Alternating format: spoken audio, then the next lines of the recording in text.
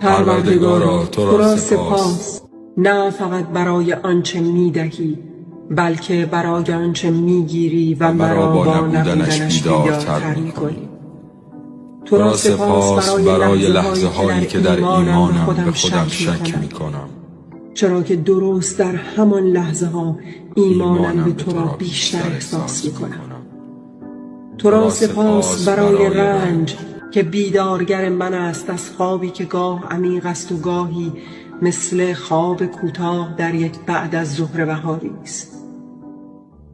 تو را سپاس برای روزهایی که پولی در جیبم نیست که نانی بخرم، اما چشمانم مرا در لذت دیدن نانها غرق می‌کند. غرق می‌شوم